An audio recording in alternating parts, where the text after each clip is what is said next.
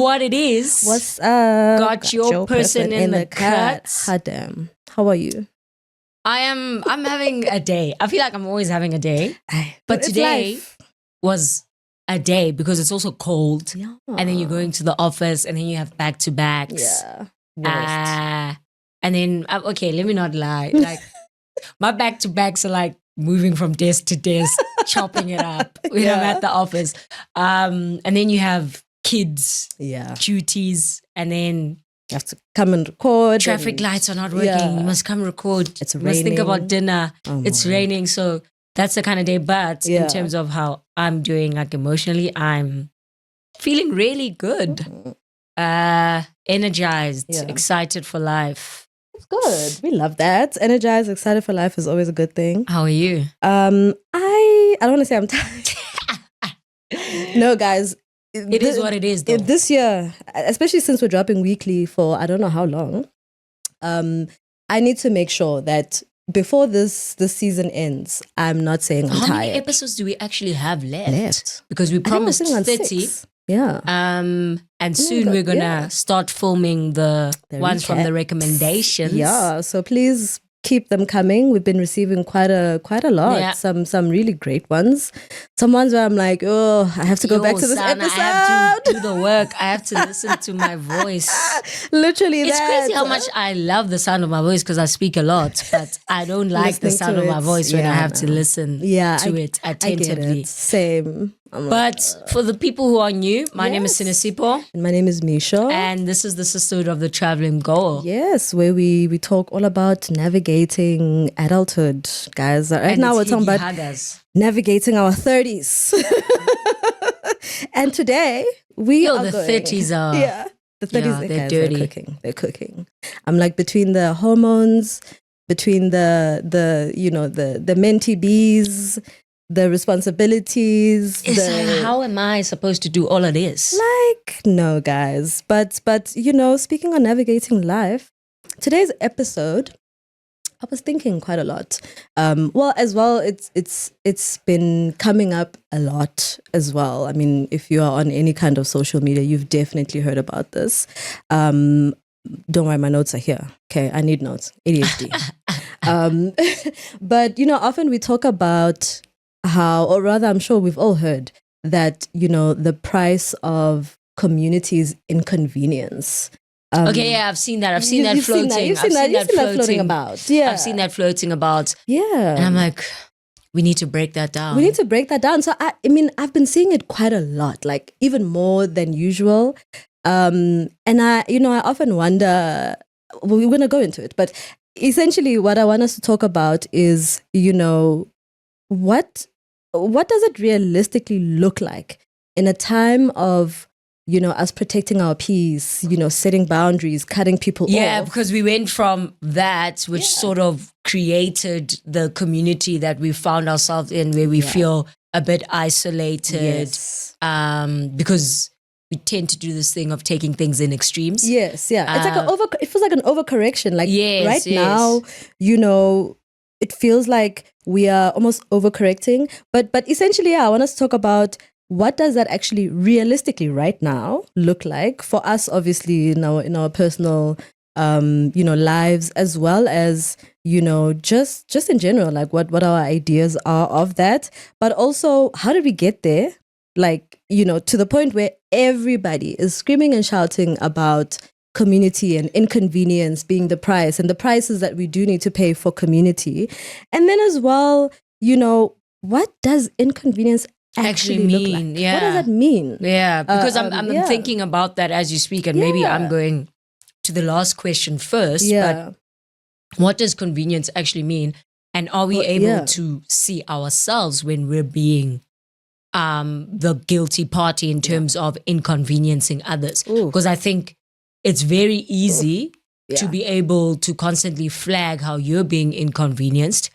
But in terms of being able to see when you're inconveniencing someone else or other people within your community, I don't know how good we are with processing those feelings or acknowledging our actions and being able to course correct. Because even when, let's say, maybe you're not seen you don't see yourself as the guilty party.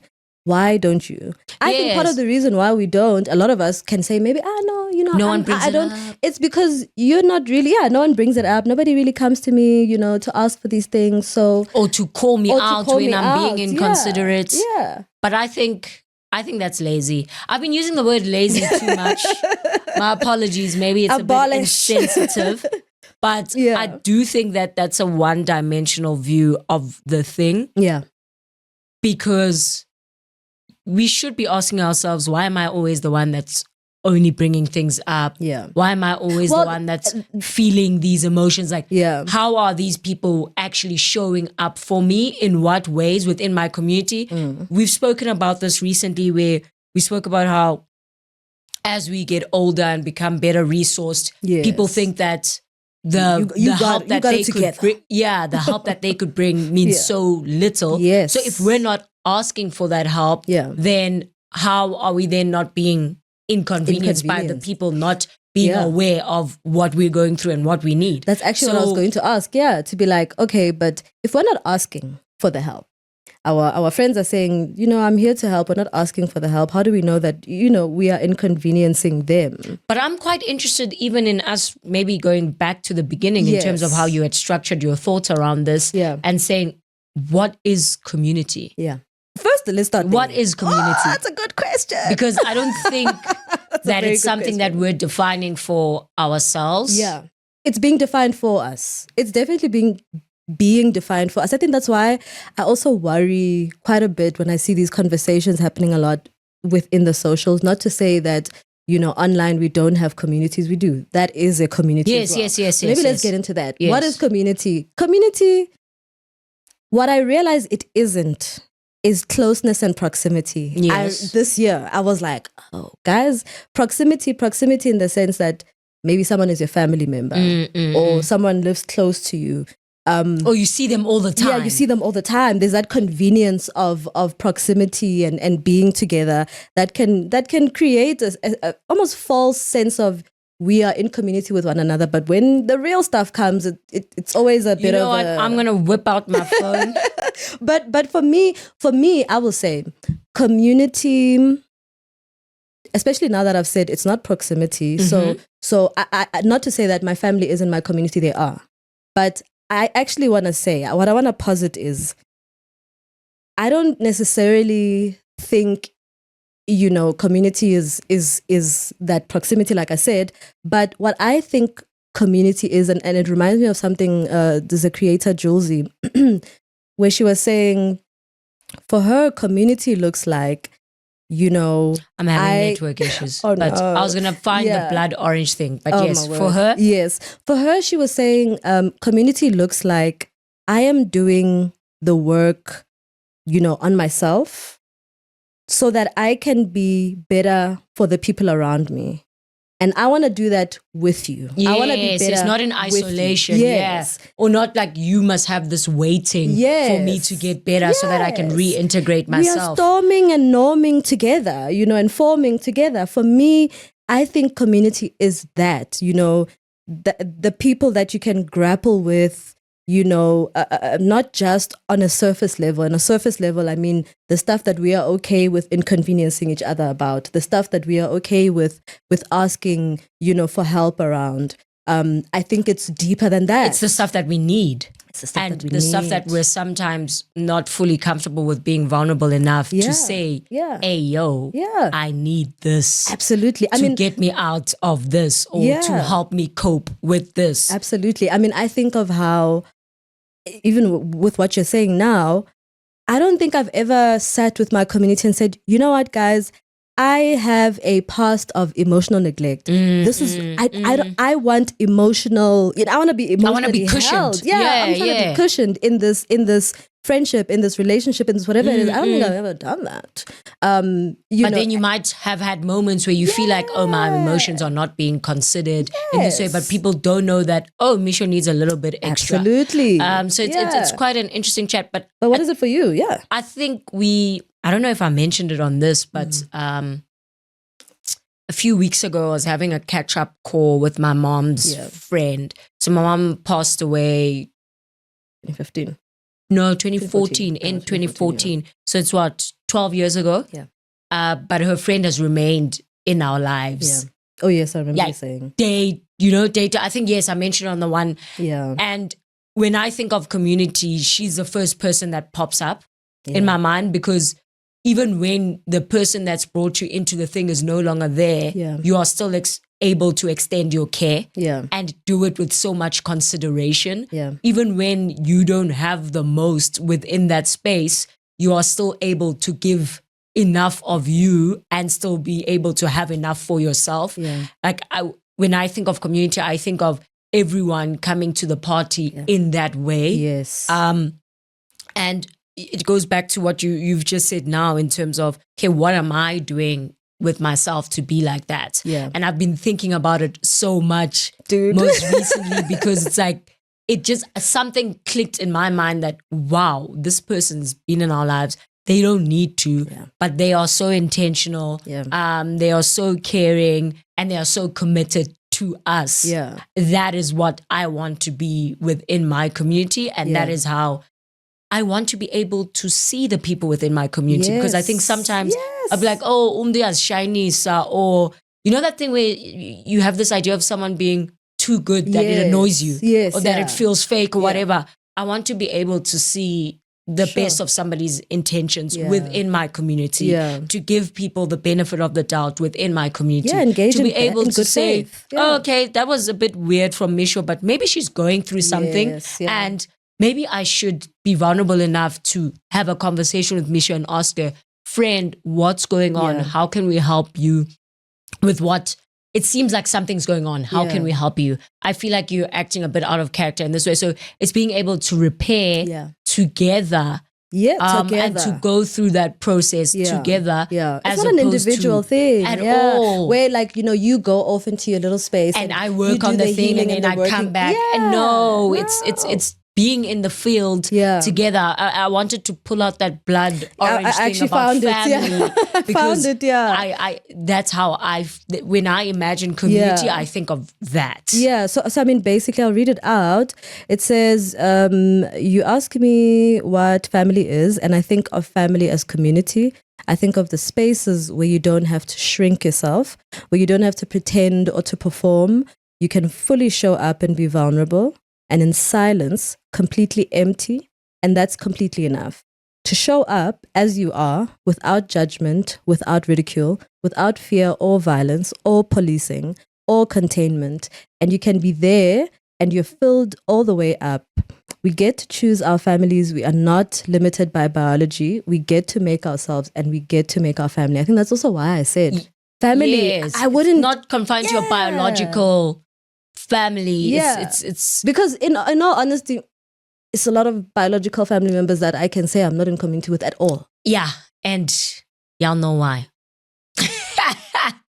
Because one thing about me, I'm not going to leave anything unsaid. Like, you're not going to be questioning why the negative or the positive feelings exist. And I love that because it's important. And it's something that we need to exercise within our communities. Yeah. So I think we've defined what community is now for us. When you hear that phrase, community, or the price of community is inconvenience, how does that land? How do you understand it? I think for me, I'm like, I get it, but there was also, I think, that piece of me that's like, inconvenience. Why frame it? Yeah, why frame it like that? And even I think the way that it's sort of always being framed, I mean, I think at the same, I was reading an article about this, in preparation for this, and I think I was reading somewhere where, they were sort of outlining how we got here, right? And how, part of it is technology, globalization, and how, the world has kind of become smaller. We have access to each other regardless of where we are. I told myself I was not gonna Listen, there's one thing I do is So if you guys complain, sorry guys, forgive us. Okay, but also this is our this is our show. This is my house. Yeah, no, I'm bad cop. I'm listening. But I mean, when we now also look at things like COVID, and you know how isolated we became and how isolated. Like COVID was actually really isolating and shifted how we behave socially and culturally. Extremely. Everybody's been losing their mind since. Yeah, there's like mass psychosis, but maybe we'll bring a psychiatrist or we're not gonna psychologist to talk about that one. Yeah, we're not going to talk about it, you know, over here. But for me, I think it was like, geez, you know, I don't know. I think, like I'm saying, maybe because the origin is around for many years leading up to where we are now, it was always about taking care of yourself and looking out for yourself and, you know, self-care. Yes, that era, yes. That era. But it's crazy that the politics of self-care became commercialized into something that is individualistic when the actual theory itself and sociologically how it was born was not rooted in being individualistic. Exactly. It was very much for the community. I mean, this is a feminist concept. Yes, yes. Lord, yes, it is a feminist concept. Yeah. But I think because everything is becoming commercialized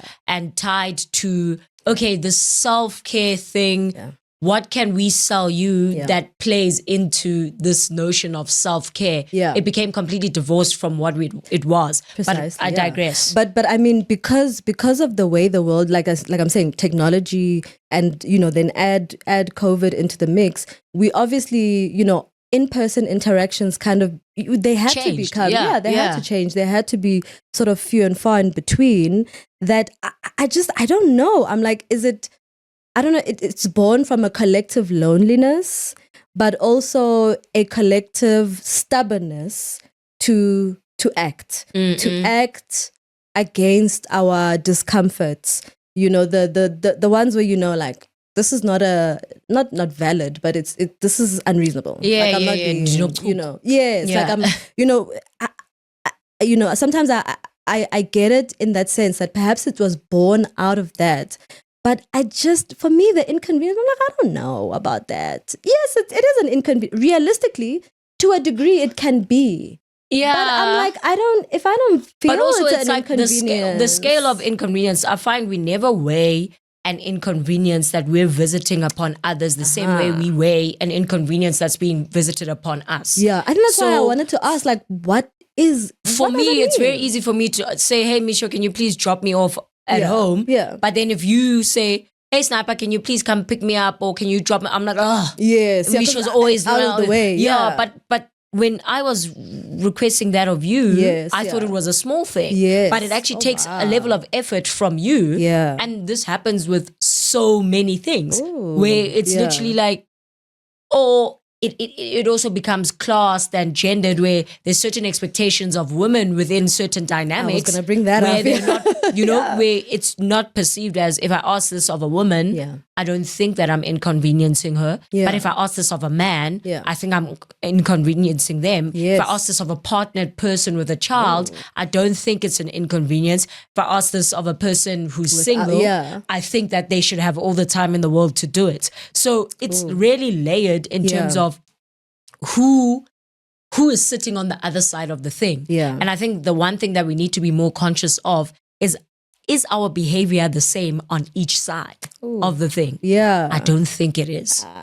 And especially if, like, on one side, the one person is okay with expressing, you know, need, and then on the other side, not so much. You're very different. Yes. So then it's like, I've had this issue where there's certain people where it's very easy for me to express that, hey, I'm not happy with this. I would like something in this way. Yeah. But then you realize that this person never brings anything up. And then you're like, there's no way I'm perfect. Sure. Like something is wrong. Yes, exactly. But then, excuse me, when you ask the person, they're set up very differently. Sure. And it's not to say they're emotionally stunted or whatever, but we are raised in different environments and we operate very differently. Yeah. And then you find that that person might be experiencing some level of inconvenience from you, but they can't express it, or they have not been, you know, conditioned to be able to express discomfort and all of that, which is work that we all need to do. Definitely. But I feel like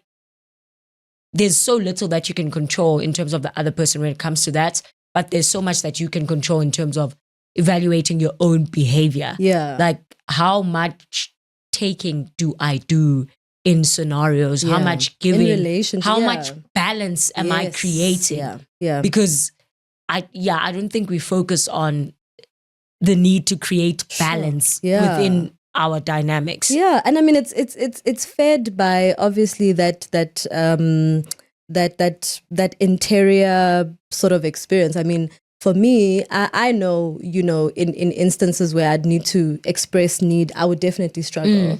But I think I realized, like, what is a relationship if you can't even, express a need? Is it actually even a relationship? Is it? Yeah. I think that's why I'm like, when we talk about inconvenience, man, like, and especially where, let's say, for example, you and I in community, we are. Really? We're in community, but we have completely different, sort of opposing thoughts around what certain inconvenience things. What is an inconvenience? Is. Oh my gosh, this reminds me of that's why I'm like, that situation. There was once a situation where someone was like, them and their partner, like, they don't fundamentally agree on everything. For instance, they have different ideas of what constitutes. Girl, I was like, y'all a bit too woke for me. But anyway, that utter woke nonsense. Yes, because what do we define inconvenience as? Yeah, because I think I've laid the context of often being perceived as a people pleaser or an overextender because you feel the need to close certain gaps because that's what you've always witnessed your parents or your grandparents do.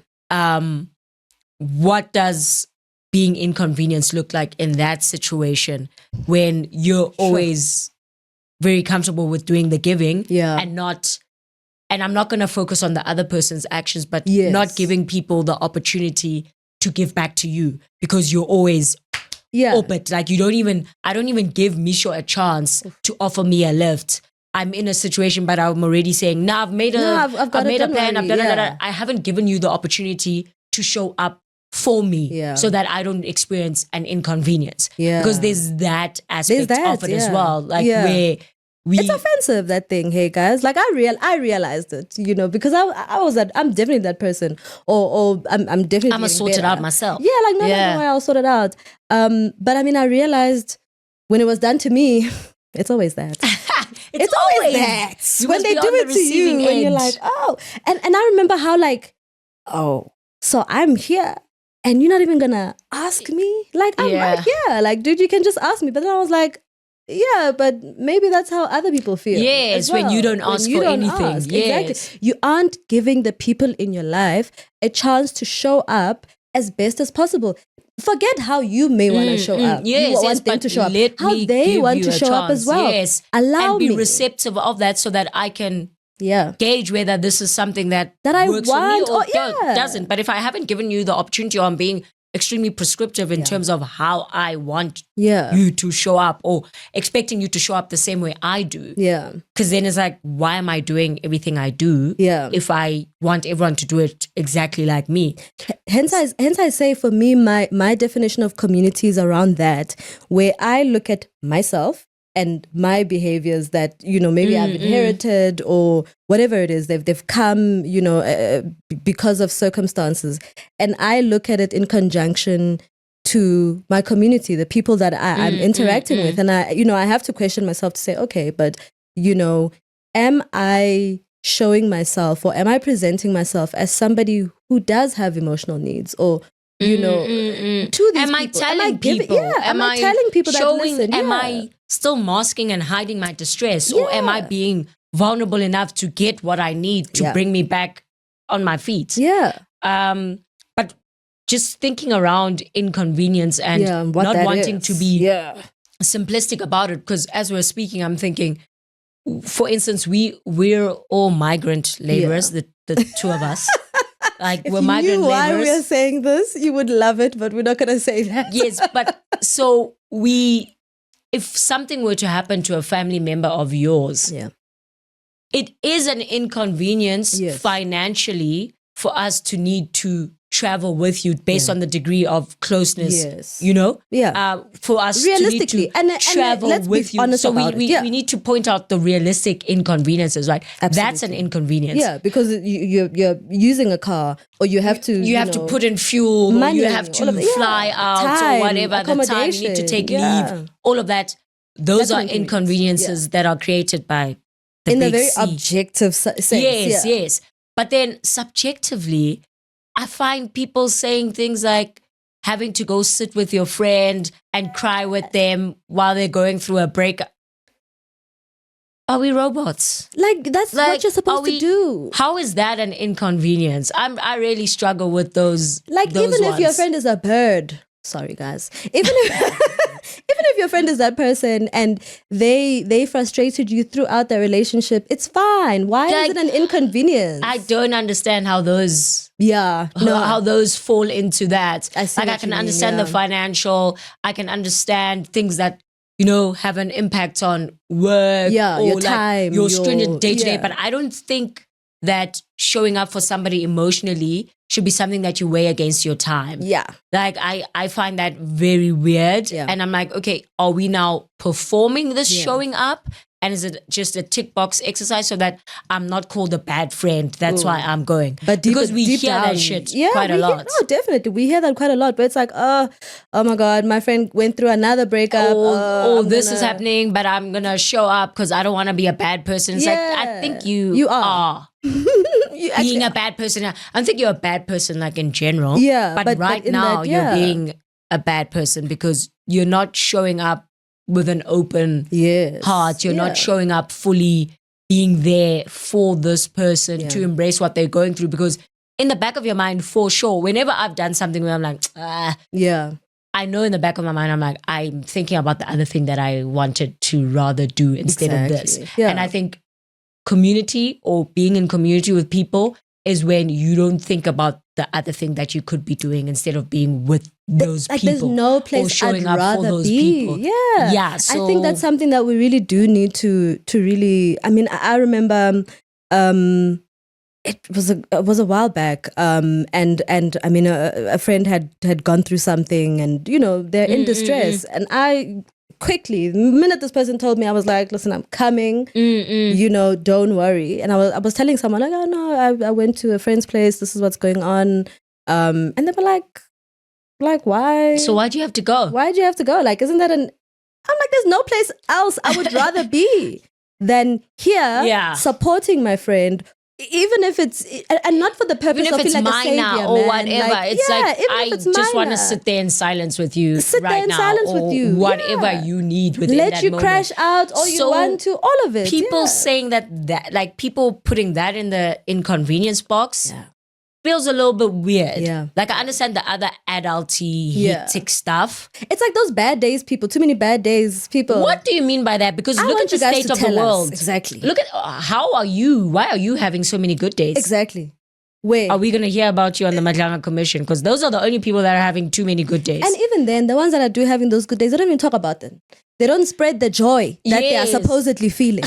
That's my thing. You just focus on everyone's bad days. You just focus on everyone's bad days. It goes back to that whole thing of that we spoke about with the issue of that people have with this antenatal thing that's going on online where people have an issue. The child-free,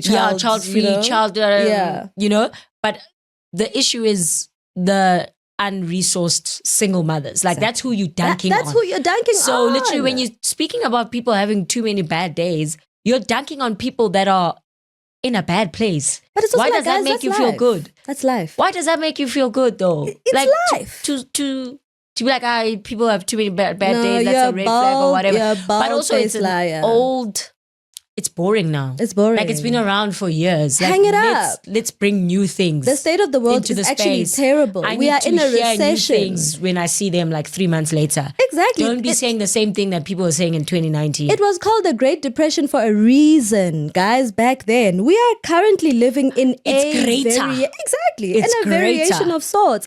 I don't understand why someone having many bad days, it would be such a big deal. But I can understand when someone really wants to, when people, I get it. People want to feel sorry for themselves. And you should allow that. I personally think you should give people that time. But also don't be complaining about that if you're not offering someone any resources or any assistance that can help get them out of that funk. Yes. It means you're not close enough to it to be affected by it, or you need to remove yourself if you're not in the position or cannot be vulnerable enough with that person to say, hey, you're stinking up the vibes. Yeah. Friendlier words. Yeah. But some of you do stink up the vibes on purpose. Y'all do it. You guys do it on purpose. I will always clock some of you. Like in my life, I have had we've so had many a big people. Stinker. Yeah, we've had many stinkers too actually. Many. I've had way too many. I was thinking about it earlier, this week. It's like, what about me is attracting these stinkers? Bruh. Like, I'm always like, guys, so many people have lost reality. And they want to take me on the ride with them. I have had so many guys. But what about you? Is it?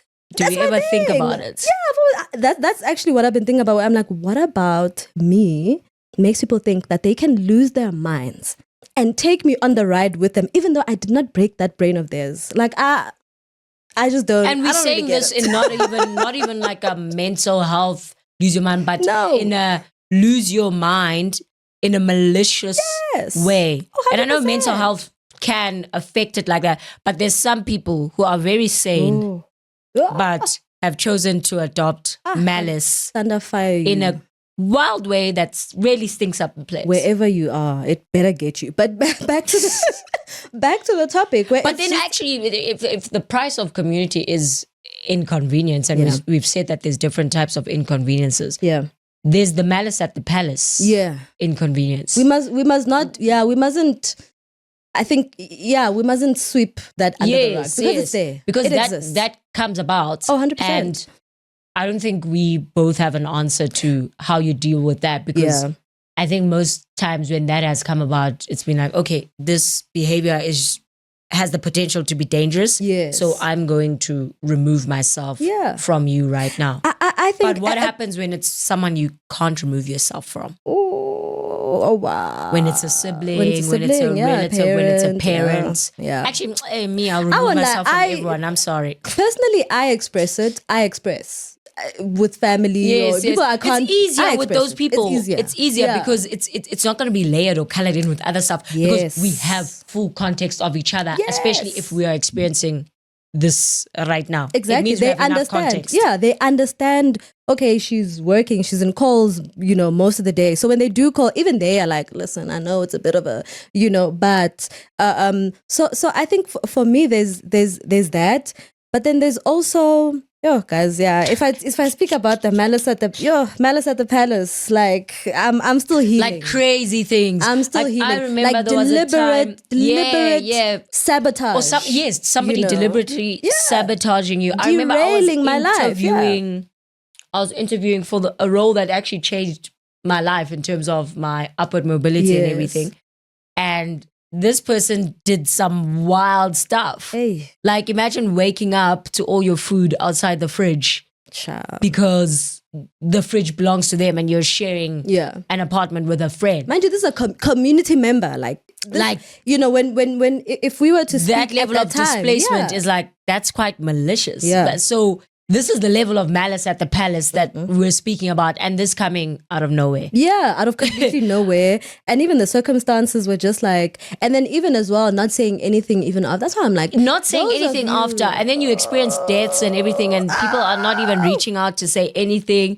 So that's when I was like, oh, okay. So sometimes you can be convinced that you're in community with people, but they're not in community with you. They're not in community with you, of which I think is absolutely sick. Those of you who at least tell me when it expires. Yes, at least tell me, like, listen, we're no longer. I'm not feeling you like, But it cannot be that someone feels like they're in community with you and not the other way around. You don't feel that way. Why? You are extracting. Yes, there's people that extract. It's quite crazy. Because there's been a number of people that have moved to Joburg and they like will start off at your place or like you'll be in community, and then as soon as they're fine, it's like, oh, we don't need y'all no more. Yeah. And it's like, but what is the point? What we were doing some people are was, extractors. Yeah, what we were doing was what you do in community. But guys. I always wonder, every time I witness extractors, I wonder, like, do I have spaces where I'm just extracting? Like, I always ask myself that question because I'm like, are there places where I'm just taking, and I'm not balancing things out, and I'm not giving enough to balance things out? What do you do when you do feel like that? Like, do you try to distance yourself? Like, do you know? When I feel like somebody's extracting from me, or I'm not giving enough in that space. Yeah, when you feel like maybe I'm taking a little too much, or how do you navigate that? I've had so few spaces where I felt like I can't think of a space in my adult life where I felt like I've taken more than I've given. Yeah. I know the scales can flip at times, and that's okay, but I think about the balance quite a lot. Yeah, definitely. I think about the balance quite a lot. Yeah. So I have an experience. I don't have a live experience. If I've taken more from you than I've given or balanced out, please let me know. Yeah. Because I need to learn. Like, I need to be able to identify when I'm doing that. Yeah. And what needs to address, guys, or to meet. Yes. I think sometimes we also just need to be as blunt as possible. I think maybe because we've known float around. Yes. Yes. We're like, Sniper's like this, so she's not gonna show up in this way because but like, even within that, you think, okay, I'm showing up in another way enough, but maybe it's not. So that's why I'm saying, if somebody could let me know, I'd really appreciate it, because it's quite clear when somebody is extracting. Yeah. And I think other people can see it very clearly that, oh, this is a taker. Other people within the community. Yeah. But it's weird when none of us address it, but we all feel like, this person is ripping us to shreds. Like, they're taking from all of us. But it's tough to do, because I had a situation a few years ago where there was a particular individual that was just wearing all of us down. Yeah. And they had the ability. It's quite crazy how somebody can do the most within, and it's like there's like 4 or 5 of us. We know they sent you. But they had the ability to actually, you get so many people who in every situation they will never lose. Like the way you feel when you maybe help out or extend yourself, and you're like, I actually got, like, maybe you're trying to help someone. Yes. And then you feel like you lost so much by trying to help that person. Ooh. There's people that don't know that feeling at all. There's people that don't, because they will always win. They will always win. Whether they're the person that's, even when they're helping you, they will get more out of it than what you, because they're counting ahead. And I don't know if, like with the older generations, because this was happening with like somebody within like where we would put our parents and stuff. I don't know if it's all the things that they've had to survive or all the things they've had to do to cope. But I find that you get people that just have that mindset where they will always win. And because of those experiences that I've had with a few individuals, I'm able to clock that so much quicker now. Yeah. And decide, okay, if I'm going to show up for this person in the way that I know how to show up, I know that I'm not expecting to build community with them, but this is me I'm just being doing me because and that's operating me. in good faith. Yeah. Because if you try to build community with an extractor, they will extract. So you need to also be realistic about the thing. No amount of good that you think you can do for someone else will change how that person operates. Yeah. And that's not what you're trying to do. Yeah, exactly. That's not what you're trying to do. I think we can find our people, and they're ready and they're out there, and we will figure out the other stuff together. Yeah. But in terms of their core principles and how they move, they will show up like that from the beginning. Yeah. Don't think you can convert an extractor into a contributor. It's in fact what we spoke about. I don't know which episode it was. We were saying, sometimes it's about doing something, in this instance helping, without wanting to change the other person. Sometimes, guys, this is a situation that I cannot live with existing. Yeah. I have the means to do something about it. Doesn't have to be financial, could be your time, could be emotional capacity. I'm doing it because of that. Yeah. I am not comfortable with the situation existing in the world. Exactly. I feel that my contribution can make things better. I'm just doing it because of that. Because we often think that doing things for people means we're creating community with them. No. And no. The other side of that is disappointing. Yes. It's very disappointing. Yes. I mean, when you were speaking, I was thinking around consideration. And that's also another thing that comes up. Yeah, you know, because as a what result does consideration mean? Yeah. What does consideration mean? What does Is it it mean? theory? Is it just the thought that counts? Is it the practice? Yeah. Is it actually putting that thought into action? Oof. Is it actually listening? Yeah. Is it checking in?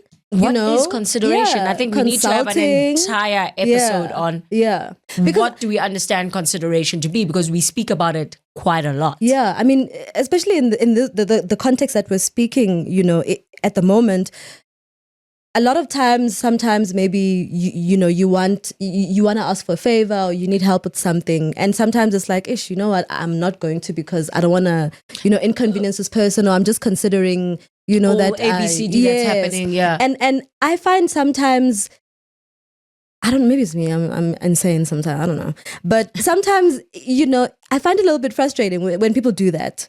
And not in a bad way. Don't finish it for me. Yes, exactly. But also some people take it too far. Yeah, I'll be like the extractors will literally ruin the vibe for somebody else. Absolutely. For other people. But I mean, for people within my community, like people, let's say I've known, we've done all these things together or for each other. I'm like, guys, you should have just asked. Like, I was right here. I get you.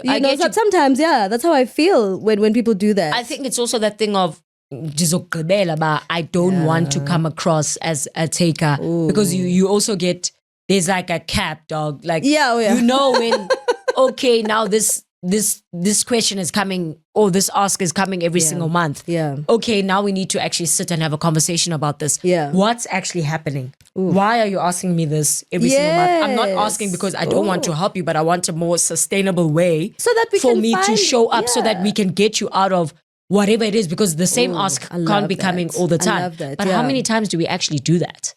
And how honest are we? Even because instead you're gonna ask me for something, I'm gonna go to my system like, yo, me shut down. Every don't it's Misho with this. Exactly. Instead of saying to Misho, how can I help you get out of this pattern? Like, what's happening? That's community, right? Ooh. Because it's me no longer viewing your ask or your need as an inconvenience, but as something that we could potentially solve together. Literally, it's funny that you mentioned that story, or that scenario, because I have an aunt. Sorry if you're listening, I don't want to expose you. So she helps people with loans, but it's capped. Yeah, no, yeah. And so she was noticing there was a lady that kept doing that like every single month, and she actually stopped. Like the time when she came, she said, listen, what is actually going on? Please tell me I'm noticing that you keep doing this every single month. Let's talk about it. This lady was very open, shame, God bless her. This is what's happening. Yeah, this is what's going on. This is what's going on. This is the total thing. Yeah. So and my aunt was like, listen, let's figure out a way. Let's find a way. I will still help you with these loans, but we need to do it in such a way that it gets you out of here. Final. Yes, like there's going to be an ending. Yeah. And I think some of us are so stuck in the whole being a hero thing that we don't want an ending. Yeah. We don't want an ending. Yeah. Because if the price of community is inconvenience, then we always need the inconvenience to be there for the community to be strong. And sometimes the inconvenience is actually us sitting down and spreadsheet, that amortization schedule. We're gonna plan this out. Yeah. But I think like if we're anchoring community around inconvenience and not the happiness, the joy, the memories, everything else that is good that we create, then it's almost like you need the inconvenience for the community to be valuable. It's like what we said earlier on. It's like, proximity might make us think we're in community, but when the going gets tough, why must we anchor it on the going getting tough? Yeah. Like, why can't it be about, like growing together, all of that? Yeah. But because I think we center the value of human interaction on the heavier stuff, it becomes very easy to get lost and so focused on that we attach certain things to ourselves about it. Like, you will feel like you're a good person and that will bolster your self-esteem because you help other people. Yeah, but the other person. But the thing is, how is the other person, if self-esteem is anchored around goodness and being goodness and capability, how is the person that is always needing help going to be able to build a healthy self-esteem to show up as a respectable member of this community. So we really need to ask ourselves around that, because I feel if we're not sitting down and having the necessary conversations in terms of addressing the inconvenience, the actual real tangible inconvenience, not the soft stuff like you don't want to cry with me when I get done. Friend, you need to. You better. You have to. You better. The hard stuff. Yeah. If your friend you feel is always asking you for money, or your friend is always putting you in like risky, dangerous situations or whatever, like real inconveniences that affect you in real ways, not ones that make you emotionally uncomfortable. Yes. You know? And you're not seeing a pattern, but you're not actively trying to work on that or help the person solve that. Yeah. Instead, you're just always giving, and you're tired of giving because now they are now in the position of the taker. Yeah. If you're not trying to balance that out or fix that, then I don't think you're in community. Oh, 100%. I think like 100%. you're and when the other person comes out on the other side, then you're better.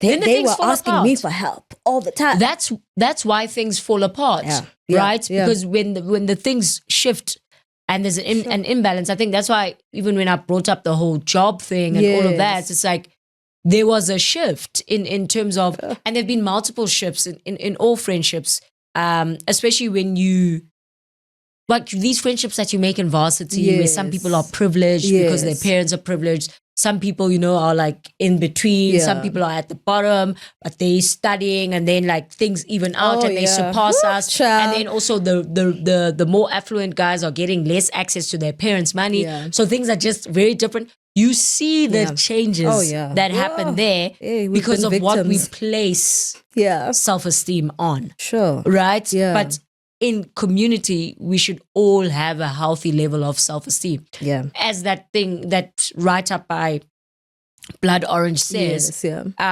you should be able to be empty. Yeah. Uncontained. Uncontained.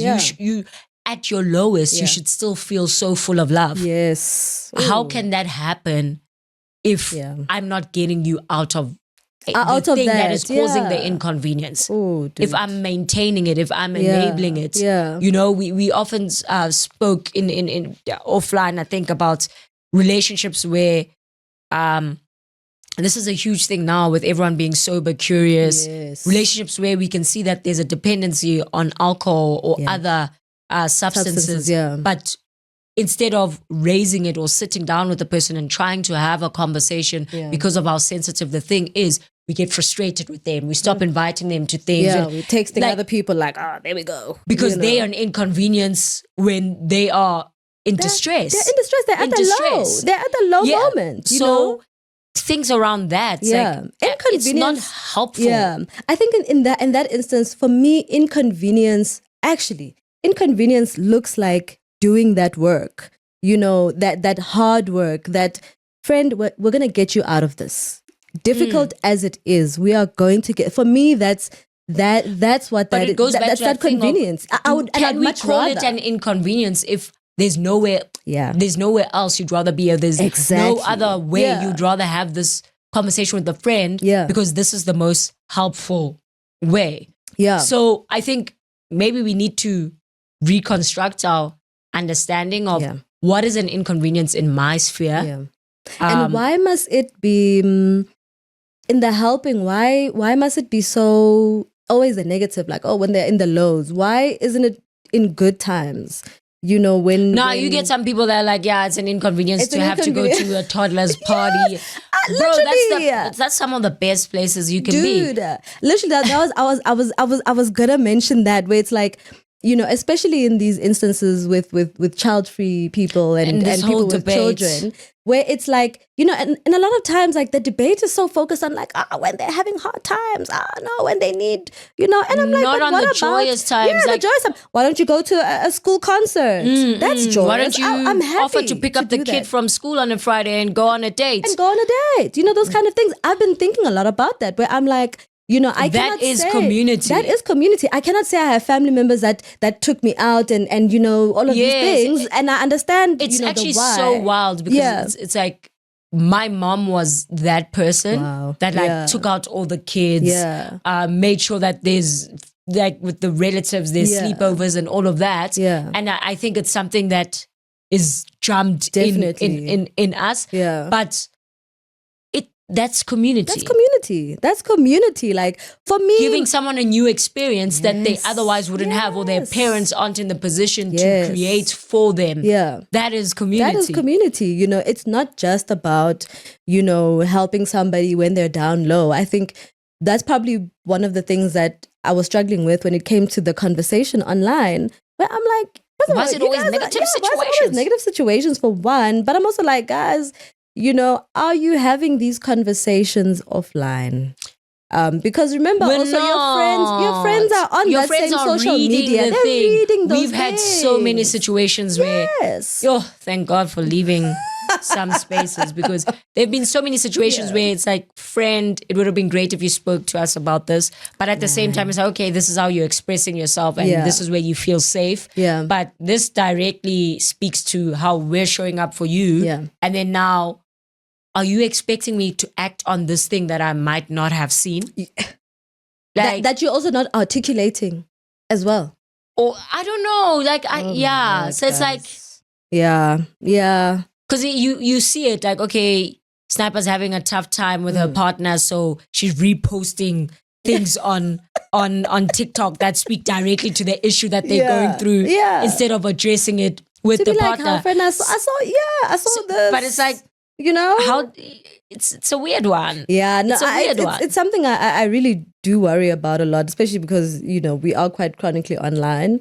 I really hope we are having these conversations. I definitely have been sort of, you know, having these conversations a bit more with the people in my life, because I'm like, first of all, I mean, life is changing so much, you know. I mean, we've transitioned over into so many, you know, new jobs, kids, you know, marriages, all of these things.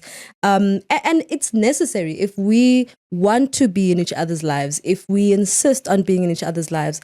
These are kind of the things, these are the conversations we need to have with each other. And not just with each other, but also in our own spaces personally. Yes. What I said about community being, I'm working on myself so that I can be better for you. Can show up better. I can show up better for you.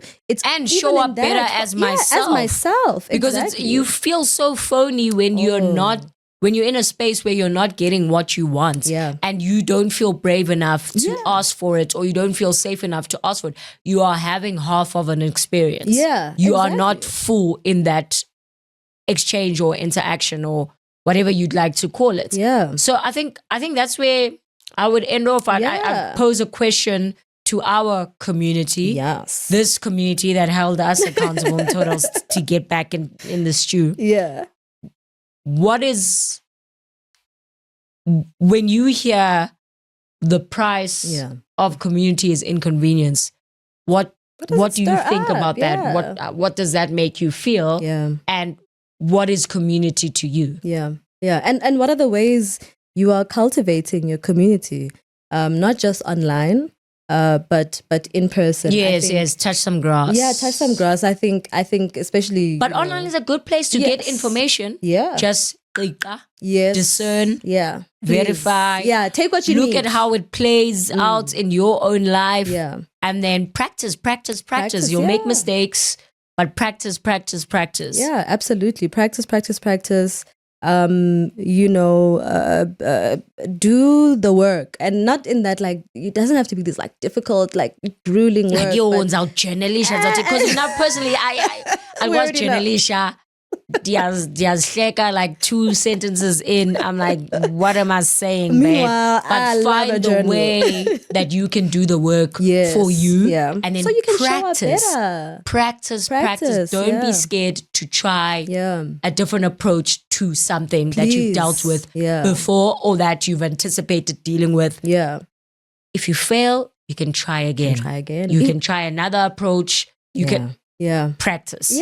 Practice. Evaluate your heart posture as well. Like, you know, in these kind of situations, where perhaps you'd maybe want to go, there they go again. There they go. I've had to think with family. I've had to be like, okay, like, no, guys, I understand. Or this person might not have other people in this way, or this person is trifling, so I actually need to sit them down and have a nice conversation with them about it. Evaluate that heart posture. I think that's something we do need to constantly do to see where we are in our hearts, what we are feeling.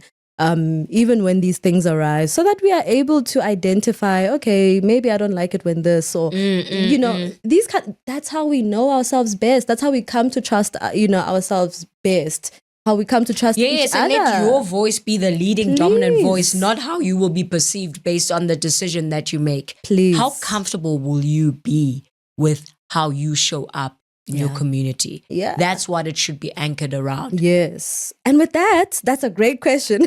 And with that, please like, comment, subscribe. All that commercial stuff. Subscribe especially, guys, please. We're literally on Spotify. On Spotify, on YouTube. Yes. Guys, come everywhere. On, subscribe. Like we're not the numbers are not I understand, but just please, I'm begging. But yeah, like, comment, subscribe, share this with everybody. Comment, please. We really love when you guys, comment and interact. We really appreciate everybody who's done that. I love the comments. It's actually quite, I don't want to say affirming, but it feels more like a two-way. Yeah. I'm not more just interactive. We're not just talking. We're getting your views on things. Yeah. Other people are able to see your perceptions on the thing and sort of mull and think about that. Yeah. It's also affecting how we're thinking. So please continue to do that. Yeah. Yeah, that's it from us. See you next week. Guys. Bye.